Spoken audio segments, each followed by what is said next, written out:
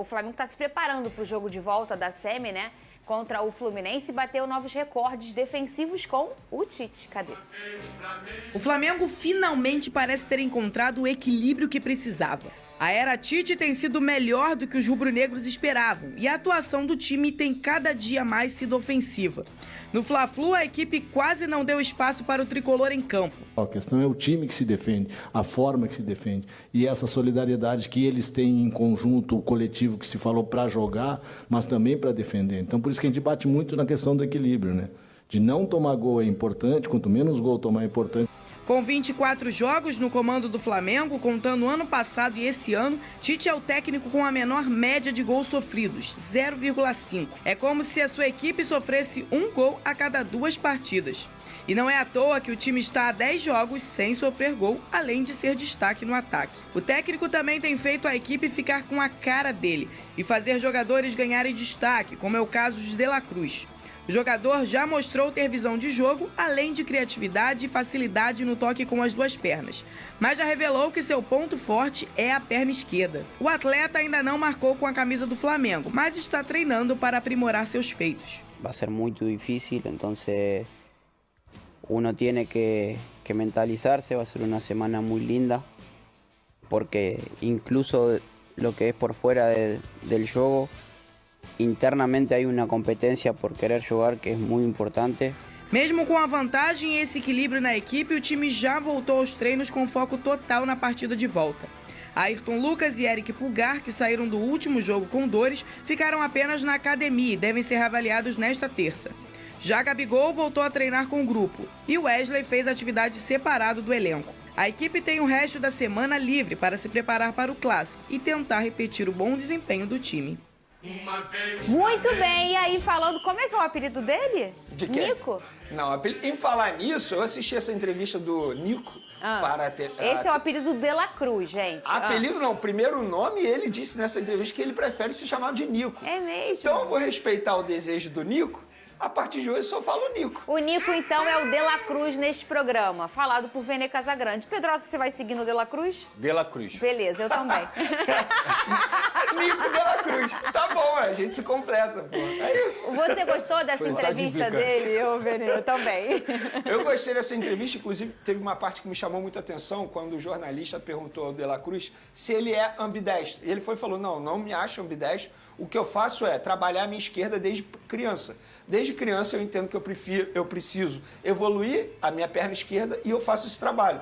Sensacional. Isso mostra que aqueles que falam assim, não, o Gabigol não vai chutar com a direita porque ele é um jogador já experiente, não tem como aprender. Muito pelo contrário, é só ele trabalhar que ele vai evoluir. Onde eu quero chegar? O jogador ele precisa entender o que ele precisa evoluir, trabalhar isso e evoluir. É assim que funciona. É claro assim que a intervenção, vamos dizer assim, quando a criança, na educação motora, quando ela é pequena, para você adquirir aquela qualidade é muito mais fácil do que quando você é maior. Assim como também no nosso cérebro. Para a gente aprender, por exemplo, uma nova língua, é muito mais fácil a gente aprender. Quando a gente é criança, tudo é mais esponja do que quando a gente cresce. Mas também, se você começar a treinar já depois de velho, vamos dizer assim, né, de mais velho, você vai melhorar. Quer um exemplo?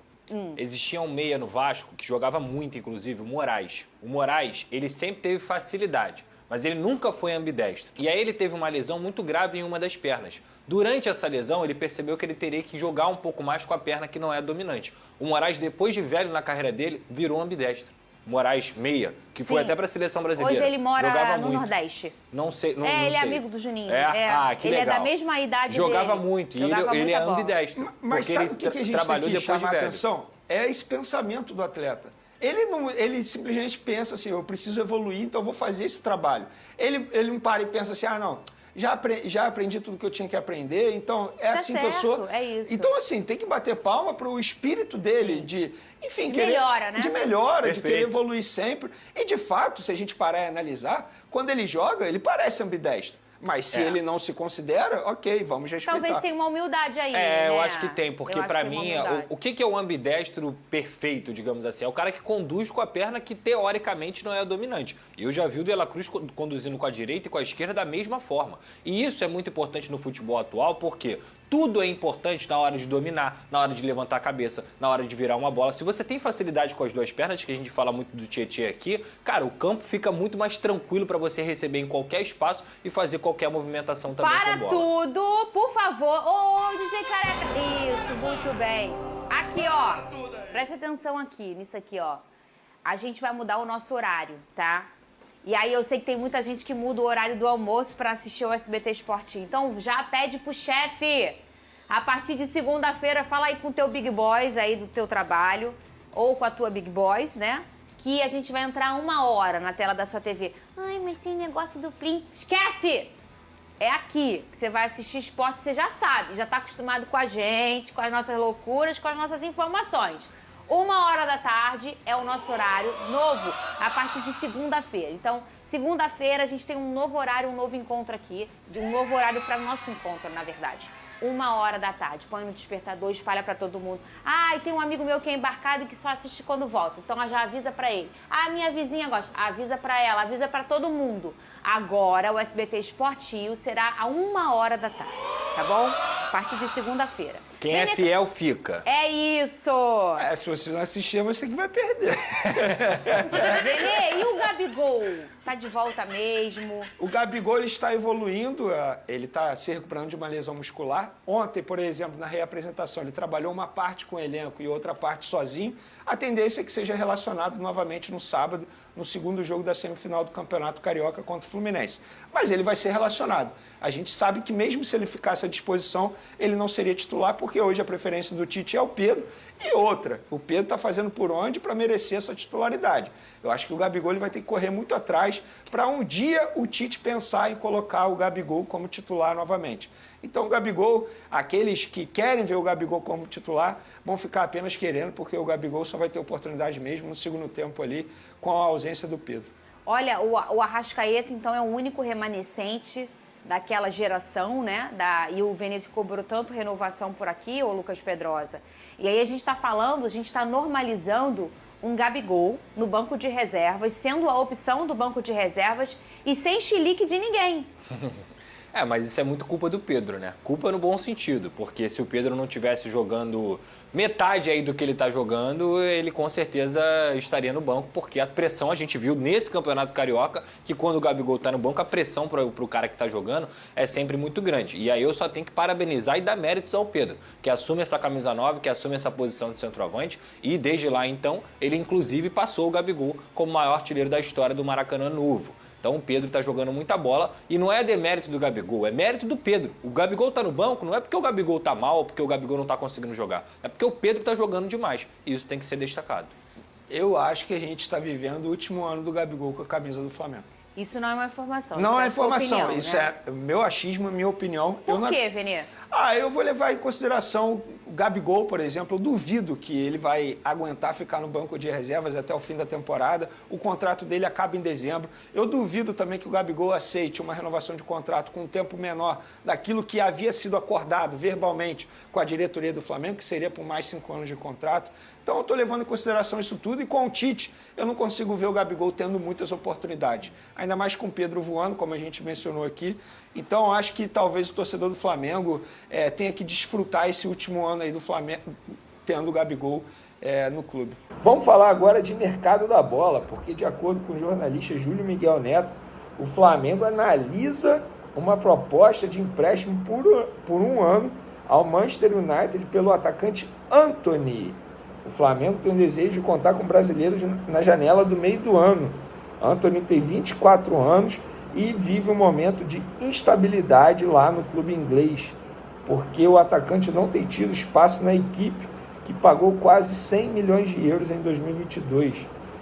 Segundo o Júlio Miguel, os ingleses têm interesse de emprestar já na próxima janela e ver o Flamengo como um bom destino. Vale lembrar que os clubes já fizeram um negócio semelhante com o Andrés Pereira em 2021. Um grande empecilho ainda, de acordo com o jornalista, no negócio é a briga que o Antony teve com a namorada, em setembro do ano passado. Outro fator que pode pesar contra é que o empresário do Antony é o mesmo do Gabigol, o Júnior Pedroso. Há uma rusga e mal-estar pela renovação de contrato com o Gabigol não ter sido feita. Então, tá aí a informação. Flamengo, portanto, segundo o jornalista Júlio Miguel, de olho no atacante Antony. Eu vou dar minha opinião. Esse imbróglio, esse problema fora das 4 linhas, envolvendo uma possível agressão à namorada, a namorada acusou, cara, eu acho que o Flamengo não precisa comprar esse barulho agora. É a minha opinião. Até a apuração dos fatos, enfim. Acho que seria uma negociação também extremamente difícil, mas tá aí, Júlio Miguel Neto informando o interesse do Flamengo em ter o atacante Antony. Dê a opinião de vocês aí, pessoal. Vocês acham que seria um bom reforço para o Flamengo? Quem vai ter que dar uma sorte absurda também vai ter que ser o Fluminense para mudar esse resultado contra o Flamengo no Carioca, hein? Porque mudou no ano passado o mesmo placar, mas não era esse mesmo time do Flamengo, não era com o Tite, era com o Vitor Pereira. E vale deixar uma coisinha bem clara, hein? É um mar rubro-negro, Bruno Prado. Virou um mar. É um mar rubro-negro. Eu queria deixar uma coisa clara pro Piperno, que fica fazendo sobe-som, né?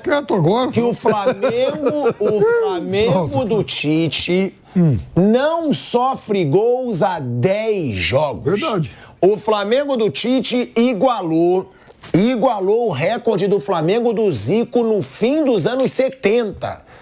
10 jogos sem sofrer gols. É um Flamengo avassalador. Quando começa... É um Flamengo que vem atropelando. O Flamengo está disputando a Champions League? É o quê? Está disputando a Champions League, a Premier League, alguma coisa? Ué, deixa eu te falar uma coisa. Avassalador? Quando começa assim, pelo amor de Deus, não me interessa o que está jogando. Me interessa que não perde. O Flamengo do Tite, tá? Com o Tite e com o time principal, só empatou um jogo, que foi contra o Vasco. O resto só vitória. Que coisa. Só vitória. E sem sofrer gols. No tempo do desafio ao Galo, ele seria o Galo, né? E é mais ou menos do mesmo nível. O Campeonato Carioca, o desafio ao Galo, que era um grande torneio de várzea que tinha aqui em São Paulo, era maravilhoso. O Galo, ele ia ficando. Então, o Flamengo agora, do Galo. É claro que a gente brinca, né? Essa é a resenha, é a bola. Mas é impressionante o que esse Flamengo começa fazendo nesse ano. Ah, pilhado, mas é Campeonato Carioca, tá bom. Mas o Flamengo enfrentou o atual campeão da Libertadores, venceu e não sofreu gols, o Fluminense. Enfrentou o atual clube, que é o segundo no ranking de mais gastos com contratações, que é o Botafogo. Primeiro é o Flamengo com 158 milhões de reais, o Botafogo 131 milhões de reais. O talão de cheque do Textor é um negócio poderoso. Ué, tá bom, mas contratou. É. A maior contratação da história do futebol brasileiro foi feita com o Luiz Henrique aí pelo Botafogo. E enfrentou o Vasco, que virou SAF, que também se reforçou muito e que é o 4º clube que mais gastou, depois do Corinthians, nessa janela de transferência. Eu sei que é impressionante, mas o ranking é Flamengo, Botafogo, Corinthians e Vasco. E o Flamengo enfrentou aí todos os clássicos do Campeonato Carioca e não sofreu gols, Piperno. E se você juntar a qualidade hoje do Botafogo, Corinthians e Vasco, eu vou te contar um negócio, hein? Então contrataram mal, você tá dizendo? Bom, até agora, né? Mas veja, eu acho o seguinte, por mais que a gente possa, enfim, debochar de alguma empolgação do torcedor, legítima, por sinal, assim, o mais honesto é você comparar o que o Flamengo faz hoje com aquilo que ele fazia nas edições anteriores de Campeonato Carioca. Então, é evidente que hoje o Flamengo é muito melhor. E a gente tem chamado a atenção para isso, né? O Tite, ele vai resolvendo algumas questões pontuais que já tinham se tornado aí recorrentes no Flamengo, por exemplo, uma fragilidade defensiva, e o resto lá na frente. O Flamengo tem qualidade individual de sobra para resolver, desde que o técnico não atrapalhe muito. Todos os jogadores do Flamengo de frente são de ótimo nível. Acho até que o Luiz Araújo um pouquinho abaixo, mas ok, também não compromete. Mas o fato é que o Flamengo tem um monte de talentos aí, muita gente talentosa do meio para frente, e lá atrás faltava organização, e o Tite trouxe isso. Então, o Tite resolveu, o Tite está arrumando onde o Flamengo era vulnerável. E mantendo aquilo que o time tinha de melhor, que é a criatividade à frente. Então, virou um arrastão nesse Campeonato Carioca. Eu acho que vai ganhar com o pé nas costas. Flamengo, não me surpreenderia se ganhar todos os jogos até o final do campeonato. Até porque ele vai pegar um Fluminense já, enfim, quase que nocauteado, e depois Nova Iguaçu e Vasco da Gama, convenhamos, né? Até o Corinthians, se fosse jogar o Campeonato Carioca, talvez chegasse à semifinal, né? Calma também aí com esse teu fanatismo regionalista aí, que aí também não. Escuta, os 4 grandes do Rio hoje, o Botafogo brigou pelo título brasileiro, foi um papelão, mas brigou pelo título brasileiro quase até o final. Fluminense é o atual campeão da Libertadores. 4 grandes do Flamengo Rio são equivalentes, mais ou menos. Então pronto, e aí você vai falar que o Corinthians poderia ganhar o Carioca. O que eu tô te falando é que fora os 4 grandões, o Campeonato Paulista tem 7 times de Série B. Ah, tá. Então aí é mais complicado. E o Corinthians perdeu para 4 times de Série B. O Corinthians é a alegria da turma da Série B. Então, como no Rio de Janeiro não tem time de Série B, se o Corinthians fosse jogar o Campeonato Carioca, falar, opa, agora é com a gente, porque aqui não tem Série B para atrapalhar, né? Bruninho, meu querido amigo. Pois não. Vamos lá. O Flamengo chegou à sua 7ª vitória seguida na temporada. Além disso, a equipe igualou essa sequência que eu falei, sem sofrer gols em 10 jogos, que foi da geração do Zico no final dos anos 70. O que mais impressiona esse Flamengo do Tite? Porque o Flamengo do ano passado eu cansava de falar aqui. Time sem vergonha, time acomodado, time que não corre, time sem raça, time que não joga pelo treinador. É um novo Flamengo, né, Bruno? É um time organizado, um time que sofre muito pouco. Essa é a principal mudança do ano passado, que ano passado o Flamengo tomava gol muito fácil. O Flamengo tomava gol em praticamente todos os jogos, alguns de goleada, né? Ontem o Mauro falou aqui, lembrou os 3 do Cuiabá, 4 do Bragantino, tomou 2 do Maringá na Copa do Brasil, depois ganhou de 8, mas mesmo no jogo que ganhou de 8, tomou 2 também, acho que foi 8-2 aquele jogo. Foi. Então, é um time que tomava gol quase todo jogo, 4 do Fluminense na final, do Carioca, era um time que tomava gol quase todo jogo e em alguns jogos tomava 3, 4 gols, o que não é normal pro nível do time do Flamengo, que é um elenco muito forte. Com o Tite isso está muito, muito bem organizado, então hoje é um time que praticamente não toma gol e sofre pouco, isso foi evoluindo, porque teve jogo que não tomou gol e sofreu, mas agora o goleiro trabalha muito pouco, o Rossi trabalha muito pouco, isso é uma marca dos times do Tite que ele conseguiu já colocar no Flamengo, e tem muitos jogadores bons ali, de qualidade, o elenco também está bem organizado para atacar, né? O Tite evoluiu muito nesse ponto já há alguns anos, desde a última passagem pelo Corinthians, então é um time que vai ser muito forte. O Flamengo, ele só não é tão regular que uma coisa que a gente fala aqui toda hora é verdade. Palmeiras e Flamengo nos últimos anos ganharam mais ou menos os mesmos títulos. Mas as trajetórias, elas são diferentes, apesar de que o resultado final é parecido. Mas as trajetórias são diferentes. O Palmeiras tem menos momentos de instabilidade do que o Flamengo. O Palmeiras, ele é regular ali. Tum, vai na mesma batida ali. Aí ganha, perde, acontece. Perde pouco, mas perdeu pro Boca, mas foi campeão brasileiro. Claro que o Palmeiras não ganha tudo, mas dificilmente ele tem uma instabilidade tão grande. O Flamengo, ele tem, nesses últimos anos, alguns momentos de uma loucura total, assim, de que ele toma goleada e perde para time fraco, e alguns momentos, assim, brilhantes. Aqueles meses com o Dorival Júnior, o Flamengo teve alguns momentos que ele apresentou um futebol brilhante. Até com o Renato Gaúcho. O Renato, no começo. Logo que ele chegou. Então, o Flamengo ele tem mais essas oscilações. Com o Tite, eu acho que não vai ter essas oscilações. Pode até não ter, assim, o pico, né? Tem o pico e a média. A média vai ser boa. Pode até não ter o pico que teve com o próprio Renato, quando meteu goleada de 5 no Bahia, que você lembrou bem, meteu goleada no Olímpia, no Defensa e Justiça. O pico que teve com o Dorival, mas também não vai ter a queda. Com o Renato teve uma queda no fim. Com o Dorival, depois que ganhou os títulos, até nas finais não jogou tão bem. Com o Tite, a média vai ser sempre boa. Talvez não tenha aquele pico de encanto, de brilhante. Vai ter alguns jogos que ele vai fazer muito, que vai até ter um certo encantamento. Mas a média vai ser boa, acho que o tempo inteiro. A gente tá falando, né, sobre essa situação. Uma coisa que eu somaria ao que o Bruno falou, um time mais equilibrado, um time que corre mais. O físico do Flamengo. O Flamengo tá mais forte. O Flamengo corre o jogo inteiro. Eu tava conversando com um amigo meu que tava vendo o jogo comigo, o Fla-Flu, no final do jogo, e a gente falava, olha o Flamengo no fim do jogo. Sim, o Flamengo tava marcando pressão ainda. O Flamengo não deixava o Fluminense jogar. Ano passado, o Flamengo era outro time no segundo tempo. O Arrascaeta, como disse o Mauro César aqui, se arrastava. Agora não. Agora o Arrascaeta correndo até o final do jogo, sabendo que tem ameaça de perder vaga também, porque é um time onde quem não jogar vai sair. O Tite propôs isso com o Gabigol. Ele já prova isso na chegada. Gabigol no banco prova que ninguém tem lugar fixo, Flávio. E é um Flamengo que corre o jogo inteiro. Bom, isso mostra também que o Flamengo trouxe uns incompetentes para cuidar da parte física do time, né? Mas vem com a comissão técnica, geralmente, hoje em dia, né? Então, exatamente isso. Aquele palhaço lá que deu uma porrada no Pedro, o trabalho dele foi um trabalho incompetente, porque o time não andava.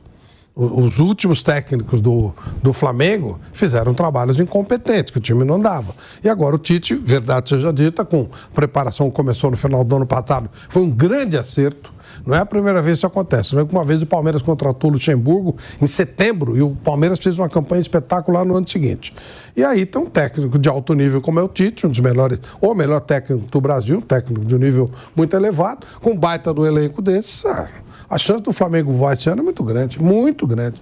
E no Campeonato Carioca, para mim, está mais que decidido. Não é pelo que foi o jogo, não é pelo resultado em si, é pelo que foi o jogo, né? Supremacia foi absurda. Não há a menor possibilidade do Fluminense reverter isso. Calma, você também. Não vai. Você também, eu também acho muito difícil. Apostar, essa eu aposto. Eu nunca aposto. Essa eu aposto. Não, mas eu também não. Eu não apostaria. Eu não apostaria no Fluminense, claro que não. Não dá. Mas, gente, às vezes um dia ruim. Não dá. É diferente. Não é o time do Vitor Pereira, é outro papo. Eu acho que o Flamengo, se tudo correr normalmente, vai ganhar de novo. Ele é bem melhor que o Fluminense. Então, agora a diferença é muito grande. Nesse último jogo, Piperno, eu vi que você quer falar, o Fluminense não acertou um chute no gol. Foi massacrado. Não teve um chute no gol. Agora, o Flamengo também pecou nas finalizações. Sim. É uma coisa que esse Flamengo precisa melhorar ainda. O Flamengo ainda perde muitos gols. É um Flamengo que aí a gente fala, o Tite vai preocupar mais com a defesa, mas o Flamengo tá atacando. Você vê que loucura. Mas não tá fazendo os gols. Você vê que você tá colocando uma situação de um time que tá batendo em todo mundo, que não toma gol e que tem o que crescer. Que tá perdendo gol. Tomando muito gol, tá perdendo muito gol. Então olha só isso, olha onde esse time pode chegar. Acho que dentro da normalidade nós vamos ver o Flamengo ganhando muita coisa. Dizer que vai ganhar tudo é bobagem, porque não é assim que funciona. Mas pode ganhar tudo, sim. Ele vai ser protagonista em todos os campeonatos. Eu não vou me surpreender se o Flamengo ganhar tudo. Não vou me surpreender. Acho que ele tem um protagonismo muito elevado esse ano. Tem tudo para ser um time forte. De novo, não é pelo que... Ele está disputando um campeonatinho. Não é isso. É pelo que ele está jogando. Pelo que você nota, pelo que você consegue olhar de perspectiva desse time. O Tite falou sobre o jogo, né? Que ele falou, um jogo digno da grandeza do Fla-Flu, da qualidade técnica das duas equipes. Ele foi educado, né?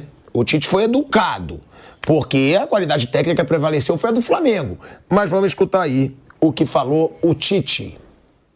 Grande jogo digno da grandeza do Fla-Flu, da qualidade técnica das duas equipes, de uma grande apresentação, com um resultado inconteste. Os números não dá para avaliar agora, não tem jeito. A adrenalina dela fica projetando uma semifinal que está ainda aberta. Eu não sabia, porque eu não estava, mas os atletas comentaram de que o ano passado, retrasado, nos vencidos de 2-0, e perdeu, né? Olha aí, é o Tite... E ele disse que os jogadores falaram que no ano passado foi igual e perdeu. Diplomático. Foi isso. O Tite é um cara diplomático. Esse ano não vai acontecer isso. O Flamengo é muito melhor e não vai de novo. E ele vai usar o ano passado como exemplo. Lógico, um cara experiente e tal. É isso aí, diplomático. Agora, e que tem uma grande chance de fazer a final contra o Nova Iguaçu, né? Que empatou com o Vasco no Maracanã no final de semana. O Vasco deu muita sorte. Na verdade, o Vasco empatou, né? Pois é, o Vasco empatou. De novo com o Piton ajudando. E o goleiro, o Léo. Sim. Léo Jardim agarrou muito de novo. Jogou muito. E o Nova Iguaçu. O Bruno que costuma acertar goleiros aí. O Ederson vai ficar 3, 4 semanas sem jogar. E realmente ele Não vai, tá fora da seleção, praticamente. E o Bruno, acho que o Léo Jardim... Eu acho que ele vai chamar o Léo Jardim, eu acho. Que não tem, se você olhar aqui, não tem muita opção. A opção, se ele quisesse fazer uma opção mais segura e conservadora, ele chamaria o Everton, que é mais experiente de seleção, mas o Everton tá mal e ele não colocou na primeira lista. Colocou o Rafael, que tem 2 anos a menos só que o Everton. Então, pelo momento dos goleiros que tem aqui no Brasil, no exterior, acho que talvez o Neto do Bournemouth, mas eu acho que é bem possível que ele chame o Léo Jardim, sim, pro lugar do Ederson. E que o Bento possa jogar, né? E acho que o titular vai ser o Bento. Acho que o titular vai ser o Bento. Dessa nova geração, acho que é o melhor de todos. Gente, vamos jogar com a Inglaterra e Londres, hein? Vocês estão com brincadeira. Abre o olho, hein? Mas não vai tem o Alisson e o Ederson, não tem quem pôr. Vai ser Saka, Harry Kane, Foden, Bellingham. Pô, os caras estão de sacanagem, estão de brincadeira. Cuidado, hein, velho? O Brasil ele tem 2 goleiros tops, o Ederson e o Alisson. Os 2 estão machucados, vai ter que ser uma aposta no gol. Mas aí que eu falo, deveria ter convocado o Everton. Mas deveria ter convocado o Everton, que não está num momento bom, mas é um cara que já tem experiência de seleção brasileira. Se o Dorival quiser uma alternativa mais segura, ele vai no Everton, né? Que é um cara que não tá bem, mas já jogou bastante na seleção. Tá definido, né? Que o Pedro não perde mais a vaga pro Gabigol, Bruno Prado. Pelo menos a médio prazo não, só se daqui a pouco mudar muito. O Pedro tá bem, é um cara que faz gol todo jogo, tem a média de 1 gol por jogo na temporada. É um cara hoje titular e é jogador para brigar por vaga na seleção também. É um cara que trabalhou bem com o Dorival no Flamengo, esteve já em Copa do Mundo, é um jogador que pode daqui a pouco aparecer em alguma convocação de seleção brasileira também. Flávio. O futebol é muito dinâmico, né? Eu gosto muito do Gabigol. Eu acho que o Gabigol é um jogador muito interessante. Eu acho mesmo. Acho que ele é um... Eu não descartaria tanto assim o Gabigol, não, viu? Eu acho que ele vai acabar achando lugar no time. Lugar do Pedro? Não sei. Vai achar um jeito de jogar. Eu acho. Mas dá pra saber, né? O bastidor é uma coisa muito complicada. Mas eu não descartaria um jogador do porte do Gabigol, não, sinceramente. Com 27 anos. Eu faria proposta para renovar com ele. Eu também. Falei ontem, eu não descartaria de jeito. Mas não com os valores que ele pediu. E nem com o tempo de contrato. Eu não acho que a história dele no Flamengo acabou. Ou se acabou no Flamengo, a história dele como jogador profissional não acabou. Acho que ele vai contar muita coisa boa ainda pela frente. Eu acho. Mas posso estar enganado. De repente o cara tá com o saco cheio, não quer mais, né? Aí